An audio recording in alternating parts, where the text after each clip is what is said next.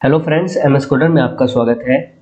आज की इस वीडियो में हम जानेंगे फॉर्म एरे के बारे में कि जो रिएक्टिव फॉर्म होते हैं उसमें फॉर्म एरे की हमें क्यों ज़रूरत होती है, क्योंकि हम बिना फॉर्म एरे के भी जो रिएक्टिव फॉर्म होते हैं उनको बनाते आए हैं और अपना डेटाबेस में हम इजीली सेव कर लेते हैं। लेकिन आज की इस वीडियो में हम एक नई चीज़ सीखेंगे जो कि बहुत ही ज़्यादा इम्पोर्टेंट होती है जब हम किसी फॉर्म को बनाते हैं। तो आपके सामने इस तरह से एक बहुत ही सिंपल सा फॉर्म है जिसमें एम्प्लॉय की कुछ डिटेल्स हम यहाँ पर फिल करा रहे हैं। तो यहाँ पर देखिए, जो एम्प्लॉय होता है कोई भी होता है उसका जो फर्स्ट नेम होता है वो सिंगल होता है, तो इसके लिए हम सिंगल इनपुट फील्ड ले सकते हैं। इसी तरीके से जो लास्ट नेम होता है वो भी एक ही हो सकता है, यूनिक हो सकता है, तो उसके लिए भी हम क्या करते हैं, एक ही इनपुट फील्ड लेते हैं। ईमेल भी हमारे पास एक ही रहती है, तो यहाँ पर हम ईमेल की भी एक फील्ड ले सकते हैं। लेकिन स्किल्स में क्या होता है कि एक एम्प्लॉय के पास मल्टीपल स्किल्स हो सकते हैं। तो अगर हम एक ही इनपुट फील्ड ले लें और उसमें उसकी स्किल्स डालने के लिए बोले तो वो क्या कर सकता है, कोमा लगा लगा के अपने स्किल्स यहाँ पर ऐड करता जाएगा, लेकिन ये अच्छा तरीका नहीं होता है। तो यहाँ पर देखिए हम क्या करना चाह रहे हैं कि जैसे ही मैं ऐड मोर के ऊपर प्रेस करूँ तो यहाँ पर एक इनपुट फील्ड और बन जाए स्किल्स के लिए, यानी कि जितनी एम्प्लॉय के पास स्किल्स है वो अपने हिसाब से उतनी बार यहाँ पर ऐड मोर करके इनपुट फील्ड यहाँ पर क्रिएट कर सकता है। तो इसके लिए हमें किसकी ज़रूरत होती है, फॉर्म एरे की ज़रूरत होती है, क्योंकि जो फॉर्म एरे होता है वो डायनामिकली यानी कि रन टाइम पे जो कंट्रोल्स होते हैं, फॉर्म ग्रुप होते हैं, उनको क्रिएट करने का काम करता है। तो यहाँ पर मैं आपको एक बार कोड दिखा देता हूँ। ये टीएस की फाइल है। यहाँ पर सिंपल सा मैंने क्या किया हुआ है कि फॉर्म लिया हुआ है एक, और इसका टाइप मैंने यहाँ पर एनी लिया हुआ है। यहाँ पर फॉर्म ग्रुप इसलिए नहीं लिया है क्योंकि जब हम इसको इनिशियलाइज कराएंगे तो इसके अंदर हम फॉर्म ग्रुप भी इनिशियलाइज कराएंगे और फॉर्म एरे भी इनिशियलाइज कराएंगे।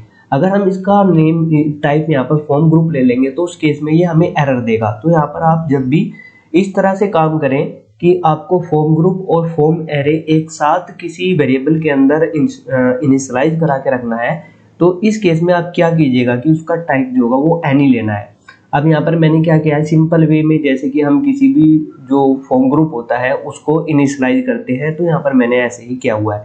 यहाँ पर मैंने फॉर्म बिल्डर भी लिया हुआ है जिसके अंदर ग्रुप मेथड होता है और जो कंट्रोल्स होते हैं उसको क्रिएट करने का काम करता है।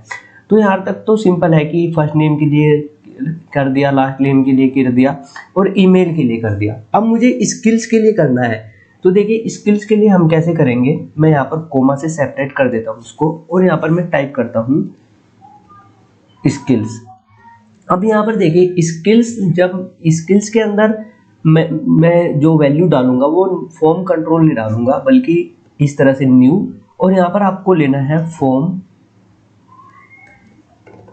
एरे और इस तरह से आप राउंड ब्रैकेट लगाइएगा। देखिए जब मैं राउंड ब्रैकेट लगा रहा हूँ तो यहाँ पर ये मेरे को क्या दे रहा है, एरर दे रहा है। क्यों दे रहा है, क्योंकि ये एक एरे है और इसका जो राउंड ब्रैकेट होता है वो आर्गुमेंट के रूप में यहाँ पर क्या लेता है, ये एरे लेता है। तो इस तरह से आप यहाँ पर स्क्वायर ब्रैकेट लगा दीजिएगा। आई होप कि यहाँ तक आपको समझ में आ गया होगा। और इसके अंदर आप यहाँ पर क्या कर सकते हो, न्यू फॉर्म कंट्रोल, यहाँ पर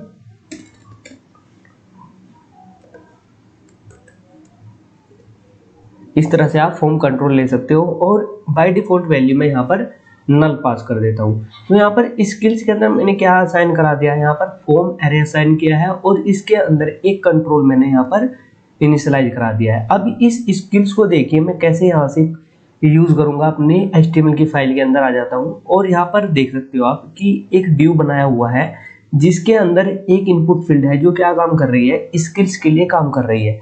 तो यहाँ पर सबसे पहले आपको क्या करना है कि जो इसका आउटर ड्यू होता है, यानी कि जो सबसे पेरेंट ड्यू होता है, जिस इनपुट फील्ड को आप फॉर्म एरे के साथ अटैच करना चाह रहे हो, तो उसका जो आउटर ड्यू होगा वहाँ पर आपको क्या करना है, इस तरह से फॉर्म एरे नेम लेना है आपको।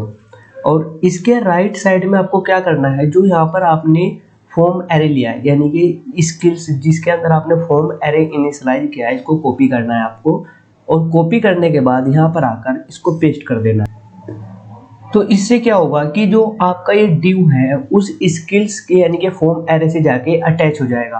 अब हमें क्या करना है कि जितनी बार यूजर क्या करे कि ऐड मोर के ऊपर प्रेस करे तो उतनी ही बार एक लूप चलना चाहिए और उतनी ही बार हमारी डिस्प्ले के ऊपर एक इनपुट फील्ड डिस्प्ले होना चाहिए। तो उसके लिए आपको पता होगा कि जब भी हम एक से ज़्यादा इनपुट फील्ड के साथ डेटा के साथ इटरेट करते हैं तो हमें लूप की ज़रूरत होती है। तो यहाँ पर हमारे पास एक ng लूप होता है, ng फॉर लूप, तो इसको हम यहाँ पर यूज़ करते हैं। और यहाँ पर मैं टाइप करता हूँ लेट आइटम ऑफ। अब यहाँ पर देखिए कि इस स्किल्स को मैं यहाँ पर कैसे एक्सेस करूँगा। मैं एक बार दोबारा से यहाँ पर आता हूँ और मैं आपको दोबारा से समझाने की कोशिश करता हूँ कि ये जो स्किल्स है मुझे क्या चाहिए, इसका एक्सेस चाहिए, क्योंकि जितने भी मैं कंट्रोल वहाँ से ऐड मोर के ज़रिए से सेव करूँगा, ऐड करूँगा, वो स्किल्स के अंदर जाके सेव होंगे। तो यहाँ पर देखिए जो स्किल्स है ये किसके अंदर मौजूद है, फॉर्म के अंदर मौजूद है। तो यहाँ पर आइएगा HTML के अंदर और यहाँ पर टाइप कीजिएगा फॉर्म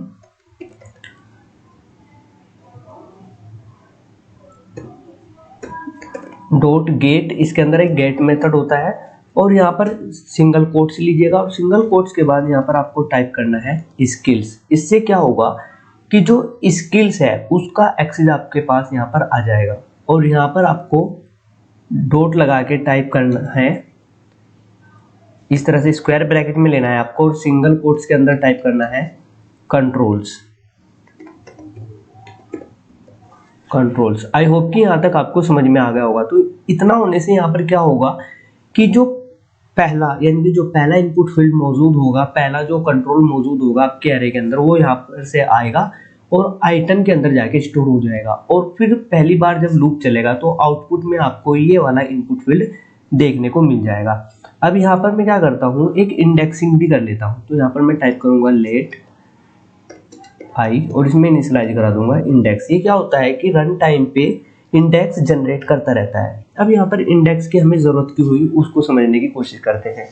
तो यहाँ पर देखिए जब भी मैं ऐड मोर के ऊपर प्रेस किया मैंने और वहाँ पर जो इनपुट फील्ड आएगा तो हर बार क्या करेगा, एम्प्लॉय डिफरेंट स्किल्स वहाँ पे टाइप करेगा। तो अगर मैं यहाँ पर इंडेक्स नहीं लूँगा तो हर बार क्या जाके सेव होगा एरे के अंदर, सेम ही जो इनपुट फील्ड होगा वो जाके सेव होगा। तो यहाँ पर आपको इंडेक्स लेना है और इस इंडेक्स को यहाँ पर आपको ऐसे पास करना है फॉर्म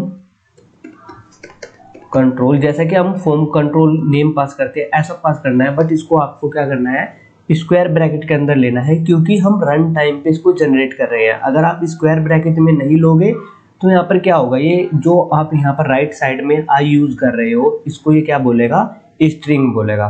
तो यहाँ तक आई होप कि आपको समझ में आ गया होगा। यहाँ तक एरे फॉर्म का जो काम था वो कंप्लीट हो गया है। एक बार मैं यहाँ पर आता हूँ और आपको दिखा देता हूँ कि ये हमें कुछ एरर भी शो करा रहा है। तो यहाँ पर एरर किस लिए शो करा रहा है उसको समझने की हम कोशिश करते हैं।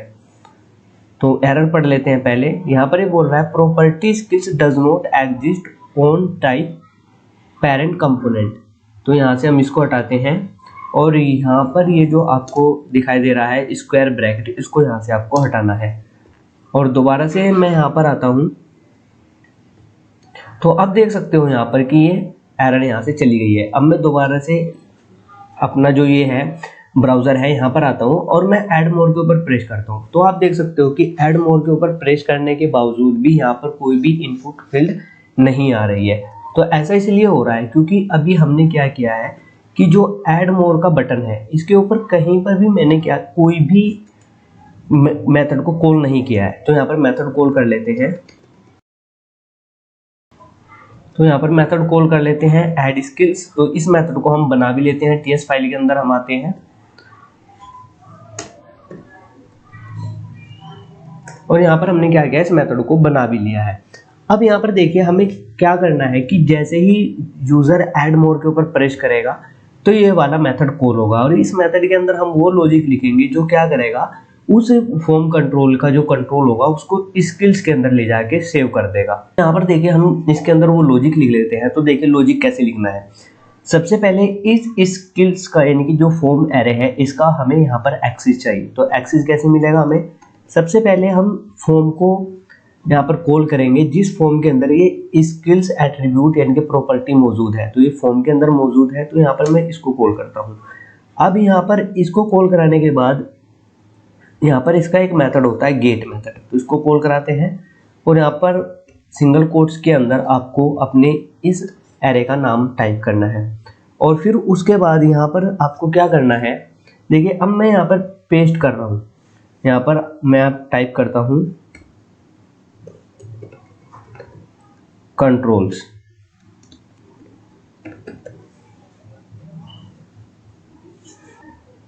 अब मैं यहाँ पर क्या करता हूँ कि डॉट लगा के यहाँ से पुश मेथड को कॉल करता हूँ, तो यहाँ पर कहीं पर भी पुश मेथड नहीं है।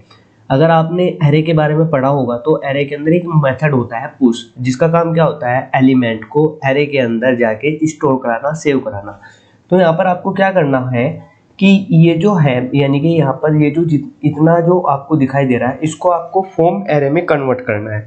तो फॉर्म एरे में कन्वर्ट करने के लिए, यानी कि टाइप कास्टिंग करने के लिए, आपको इस तरह के जो एंगल ब्रैकेट्स होते हैं उनको लेना है और यहाँ पर टाइप करना है फॉर्म एरे, और इसको फिर जितना भी पूरी लाइन को आपको रैप करना है कि इस तरह से राउंड ब्रैकेट के अंदर, और फिर यहाँ पर आप टाइप कीजिएगा और पुश टाइप कीजिएगा। तो यहाँ पर आप देख सकते हो कि इस तरह से आपके पास पुश मेथड आ जाएगा। अब पुश मेथड के अंदर हम क्या करना है, एक कंट्रोल यहाँ पर टाइप करना है।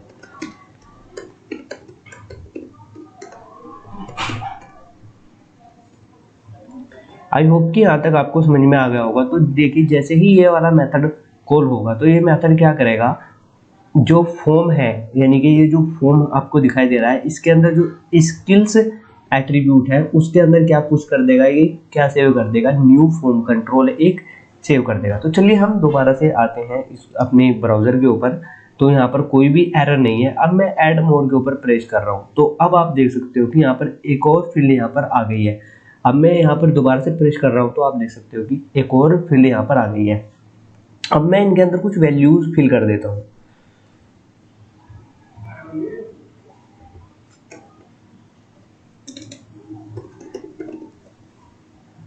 अब यहाँ पर मैं स्किल्स के अंदर टाइप करता हूँ C# और एक और यहाँ पर टाइप करता हूँ एंगुलर, और इसके अंदर टाइप कर देते हैं SQL सर्वर। और इसको मैं क्या करता हूँ कि जो कंसोल है उसके ऊपर मैं खोल लेता हूँ इसको यहाँ पर, और कंसोल पे आके मैं इसको हटा देता हूँ और एक बार मैं आपको TS की फाइल के अंदर ले जाना चाहता हूँ। तो यहाँ पर देखिए जैसे ही मैं सेव के ऊपर प्रेस करूँगा, सेव बटन के ऊपर, तो ये वाला मेथड कॉल होगा। और इसके अंदर मैंने क्या किया हुआ है, this dot form dot value, यानी कि फॉर्म के अंदर जो जो यूजर ने इनपुट डाली है उसको हम चेक कर रहे हैं कि वो प्रॉपरली वहाँ पर आ रही है या नहीं आ रही है। तो मैं यहाँ पर आता हूँ और सबमिट बटन के ऊपर प्रेस करता हूँ। तो आप देख सकते हो कि यहाँ पर एक एरर वो एक पूरा ऑब्जेक्ट बन के आ गया है, एक एरे बन के आ गया है। तो मैं इसका फॉन्ट थोड़ा सा बढ़ा देता हूँ ताकि आपको और अच्छी तरह से विजिबिलिटी हो सके। तो इसको एक्सपेंड करते हैं। तो यहाँ पर ईमेल में देख सकते हो ईमेल की वैल्यू आ गई है, फर्स्ट नेम की आ गई है, लास्ट नेम की आ गई है। और स्किल्स को जब मैं इस तरह से प्रेस कर रहा हूँ तो यहाँ पर आप देख सकते हो कि स्किल्स में C# आई है, लेकिन जो दूसरी वैल्यूज है वो नहीं आ रही है। तो इसको हम एक बार क्रॉस चेक कर लेते हैं कि ये ऐसा क्यों हो रहा है।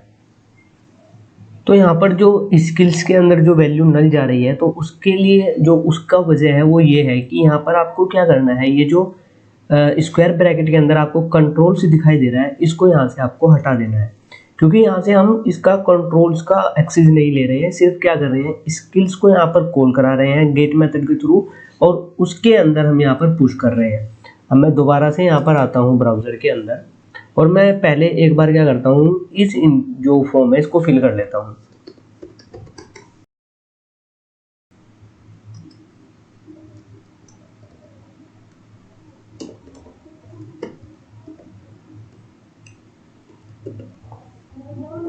अब मैं यहाँ पर देखिए जो स्किल्स है इसके अंदर एक स्किल टाइप करता हूँ और ऐड मोर के ऊपर प्रेस करता हूँ। तो यहाँ पर एक और इनपुट फील्ड बन गई है, और यहाँ पर मैं टाइप करता हूँ एंगुलर, और एक और यहाँ पर मैं इनपुट फील्ड क्रिएट कर लेता हूँ इसके ऊपर प्रेस करके। यहाँ पर मैं टाइप कर देता हूँ जावा। आप और भी जितनी भी इनपुट फील्ड क्रिएट करना चाहते हो यहाँ पर क्रिएट कर सकते हो। और मैं यहाँ पर इसको कंसोल में ओपन कर लेता हूँ ताकि मैं एक बार आपको इसका आउटपुट भी दिखा सकूँ। तो कंसोल को यहाँ पर एक बार क्लियर कर लेते हैं और यहाँ पर सबमिट बटन के ऊपर मैं प्रेस करता हूँ। तो आप देख सकते हो कि पूरा ऑब्जेक्ट यहाँ पर आ गया है और मैं यहाँ पर इसको एक्सपेंड करता हूँ, तो आप देख सकते हो कि जो स्किल्स वाला है वो एरे के फॉर्म में आया है और इसके अंदर कितनी वैल्यू है, 3 वैल्यू आ रही है, सी शार्प, एंगुलर एंड जावा। अगर मैं इसको यहाँ से एक्सपेंड करता हूँ तो आप देख सकते हो कि इसके अंदर 3 वैल्यू यहाँ पर दिखाई दे रही है। तो आज की इस वीडियो में सिर्फ इतना ही रखते हैं। अगर ये वीडियो आपको हेल्पफुल लगी हो तो इस वीडियो को लाइक करके इस चैनल को जरूर सब्सक्राइब कर लीजिएगा। Thanks for watching.